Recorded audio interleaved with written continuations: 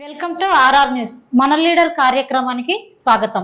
మనతో పాటు ఉన్నారు రంగారెడ్డి జిల్లా youth Congress general secretary Sudhakar Reddy గారు. వారితో ఇప్పుడు మాట్లాడదాం. నమస్కారం సార్. నమస్తే సార్, చెప్పండి, మీ బాల్యం ఎలా గడిచింది? నా బాల్యం నేను స్కూల్ లైఫ్ ఎట్లా ఉందంటే శిశు మందిర్ స్కూల్ నాది.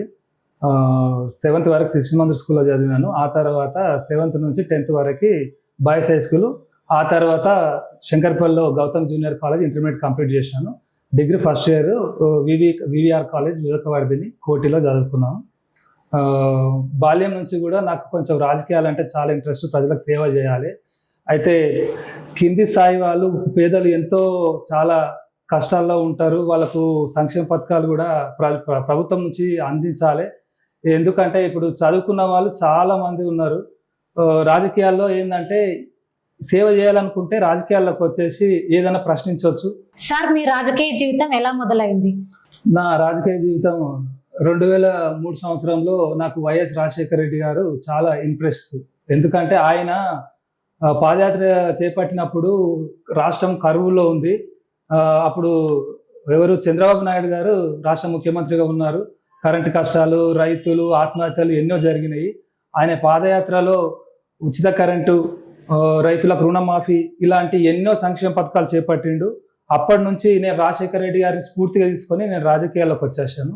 మీరు అధికారంలో ఉన్నప్పుడు ఏం అభివృద్ధి చేశారు? 2004లో మీరు చూడండి అమ్మా, ఇందిరమ్మ ఇల్లు కాంగ్రెస్ పార్టీ గవర్నమెంట్ ఇచ్చింది. ఆరోగ్యశ్రీ చూడండి, మీరు ఏ రకంగా చూసిన ఆరోగ్యశ్రీ, రైతులకు రుణమాఫీ, ₹1,00,000 ఒకేసారి. ఆ రోజుల్లో మీరు చూడండి, 2004లో రాజశేఖర రెడ్డి గారు 2004 ఫస్ట్ సంతకం, తొలి సంతకము రైతు రుణమాఫీ మీదే చేసిండు. అన్ని సంక్షేమ పథకాలు కాంగ్రెస్ ప్రభుత్వంలో ప్రతి ఒక్కరికి, పేదవాళ్ళకి, నువ్వు పెన్షన్ కూడా చూడండి, అందరికీ ప్రతి సంక్షేమ పథకాలు అందినాయి కాంగ్రెస్ ప్రభుత్వంలో. రేవంత్ రెడ్డి గారు 6 పథకాలు గ్యారెంటీలు ఇచ్చారు కదా, దాంట్లో ఇప్పుడు ఎన్ని అమలు అవుతున్నాయి? కాంగ్రెస్ పార్టీ చేపట్టిన సోనియా గాంధీ గారి నాయకత్వంలో, రాహుల్ గాంధీ గారి నాయకత్వంలో, మల్లికార్జున ఖర్గే గారు మరియు మన రాష్ట్ర ముఖ్యమంత్రి రేవంత్ రెడ్డి గారి నాయకత్వంలో 6 గ్యారెంటీలు కాంగ్రెస్ పార్టీ హామీ ఇచ్చాము. ఇప్పటికీ 4 గ్యారెంటీలు కూడా కంప్లీట్ అయినాయి. ఇంకా 2 గ్యారెంటీలు ఎవరు అధైర్యపడదు, ఖచ్చితంగా అవుతుంది. రుణమాఫీ ప్లస్ 2,500 మహిళలకు అనేది కొంచెం ఎందుకు ఆలస్యం అయిందంటే ఎలక్షన్ కోడ్ ఉండడం వల్ల. ఈ ఎలక్షన్ కోడ్ అయిపోయిన తర్వాత ఎలక్షన్స్ అయిపోయిన తర్వాత ఖచ్చితంగా మేము ఇచ్చిన 6 గ్యారెంటీలు కూడా ఖచ్చితంగా అమలు చేస్తాము. రుణమాఫీ విషయంలో హరీష్ రావు గారు సీఎం రేవంత్ రెడ్డి గారి పైన ఛాలెంజ్ చేశారు కదా, దానికి మీరు ఎలా స్పందిస్తారు? రాష్ట్రాన్ని దోపిడీ చేసిరు. కేసీఆర్ కుటుంబం, కేసీఆర్ ఫ్యామిలీ మొత్తం దోపిడీ చేసిరు. కాళేశ్వరం చూడండి, మీరు ఒకసారి అర్థమవుతుంది. రేవంత్ రెడ్డి గారు కాంగ్రెస్ పార్టీ మాట ఇస్తే తప్పరు. ఆగస్టు 15 లోపు ఖచ్చితంగా రుణమాఫీ చేస్తాను మాట ఇచ్చిర్రు. కాంగ్రెస్ ప్రభుత్వం ఇచ్చిన మాటను ఖచ్చితంగా నెరవేర్చుకుంటామని నేను ఆశాభావంతో ఉన్నా. ఖచ్చితంగా నెరవేరుస్తుంది. అసెంబ్లీ ఎన్నికల్లో ఆల్రెడీ కాంగ్రెస్ విజయం సాధించింది కదా, పార్లమెంట్ ఎన్నికల్లో ఎన్ని స్థానాల్లో విజయం సాధిస్తుందని మీరు అనుకుంటున్నారు? ఖచ్చితంగా 14 ఖచ్చితంగా విజయం సాధిస్తాము. మాకు పూర్తి విశ్వాసం ఉంది. కాంగ్రెస్ పార్టీ సాంప్రదాయమైన ఓటు బ్యాంక్ ఉంటుంది. ఎవరు అవునన్నా కాదన్నా మీరు చూడండి, గత అసెంబ్లీ ఎలక్షన్స్ లో కూడా మాకు నాయకులు లేకపోయినా సరే కార్యకర్తలు కష్టపడి మాకు సాంప్రదాయమైన ఓటు బ్యాంక్ ఉంది కాబట్టి త్రుటిలో 260 ఓట్లతోని చేజార్చుకున్నాం మేము. ఇప్పుడు మీరు చూడండి, భారీ మెజార్టీతోని, దాదాపు ఒక 40-50 వేల మెజార్టీతోని మేము పార్లమెంటు సెగ్మెంట్ మేము ఖచ్చితంగా గెలుచుకుంటున్నామమ్మా. నెలకు 4,000 పింఛన్ ఇస్తామని కాంగ్రెస్ గవర్నమెంట్ చెప్పింది కదా, మరి ఇప్పుడు 2 నెలలకు కలిపి 4,000 పింఛన్ ఇస్తామని అంటున్నారు. ఇది ఏ విధంగా న్యాయంగా ఉంది? ఇప్పుడు గత ప్రభుత్వము మొత్తము అన్ని వ్యవస్థలను మీరు చూడండి, ఆస్తులను వేలమేసిరు, భూములు మొత్తం అన్ని రకాలుగా సంపదను కొల్లగొట్టిరు. కొంచెం ఇబ్బంది ఉంది, నేను కాదనట్లేదు. కాకపోతే ఏంటంటే ఖచ్చితంగా పేదవాళ్ళకు మాత్రం ఖచ్చితంగా మేము ఇచ్చినాము. 2,000 అని ఇప్పుడు ఉంది, ఇంకా 2,000 కూడా కలిపి ఖచ్చితంగా ఇస్తాం. మా రేవంత్ రెడ్డి గారు మాట ఇచ్చారు, ఖచ్చితంగా ఇస్తారు. ఆ నమ్మకం ఉంది మాకు. కాంగ్రెస్ గవర్నమెంట్ అధికారంలోకి రాగానే రైతు బంధు ఇస్తామని హామీ ఇచ్చింది. ఇప్పుడు ఆ రైతు బంధు కొంతమంది ప్రజలకు మాత్రమే అందుతుంది. మరి దీనిపైన మీ స్పందన? గతంలో టీఆర్ఎస్ పార్టీ వాళ్ళు మీరు చూడండి, రైతు బంధు అనేది ఇవ్వాలి. నేను రైతులకు ఇవ్వద్దని నేను అంటలేదు.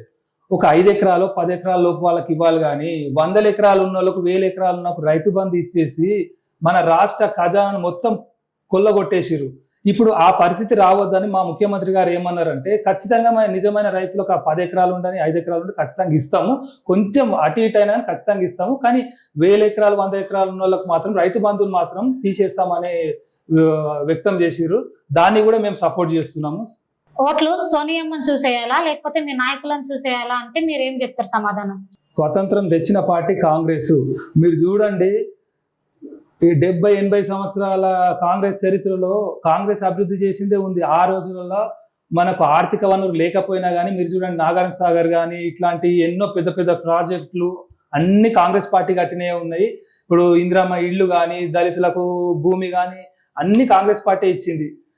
ఖచ్చితంగా కాంగ్రెస్ పార్టీ ఒక హస్తం అనేది మన నేస్తం. ఇందిరాగాంధీ గారు మాకు బ్రాండు, సోనియా గాంధీ, రాహుల్ గాంధీ గారు వీళ్ళ నాయకత్వంలో, రేవంత్ రెడ్డి గారి నాయకత్వంలో ప్రజలు ఖచ్చితంగా ఆహ్వానిస్తారు, వాళ్ళు ఖచ్చితంగా ఓటేస్తారని మాకు విశ్వాసం ఉంది. సోనియమ్మ దత్తపుత్రిక అని ప్రజలు అంటున్నారు, మేము ఆమెను నమ్మి ఓట్లు ఎట్లా వేయాలి అంటే మీ సమాధానం? అనవసరమైన దుష్ప్రచారం మానుకోవాలి. ఎందుకంటే సోనియా గాంధీ గారు ఆమె ఒక మాట అన్నది, నేను రాజీవ్ గాంధీని భారత్లో ఉన్న వ్యక్తి నేను పెళ్లి చేసుకున్నా, నేను ఇదే గడ్డలో చచ్చిపోతా, నన్ను శవం కాల్చినా కానీ ఇక్కడనే కాల్చండి అని ఒక మాట అన్నదాన్ని. అయితే ఈరోజు బీజేపీ వాళ్ళు ఒక అసత్య ప్రచారం, కుటుంబ పాలన అని చెప్పేసి కొన్ని మాటలు మాట్లాడుతున్నారు. ఎక్కడ కుటుంబ పాలన? కాంగ్రెస్ పార్టీ 2004లో 2009లో అధికారంలోకి వచ్చినా కానీ వాళ్ళు ప్రధానమంత్రి పదవి మాత్రం తీసుకోలేదు. రాజీవ్ గాంధీ గారు చనిపోయిన తర్వాత ఇప్పటికి 35 ఏళ్ల తర్వాత ఇప్పటికి కూడా వాళ్ళ కుటుంబంలో ప్రధానమంత్రి అయ్యే అవకాశం వచ్చినా కానీ వాళ్ళు తీసుకోలేదు. ఈవెన్ కనీసం ఒక మంత్రి పదవి కూడా తీసుకోలేరు. ఎట్లా కుటుంబ పాలన అవుతుంది? మీరు కూడా ఆలోచించుకోండి ఒకసారి. ఇది మన నేత సుధాకర్ రెడ్డి గారి మనోగతం ఇంటర్వ్యూ. నమస్కారం సార్. నమస్తే.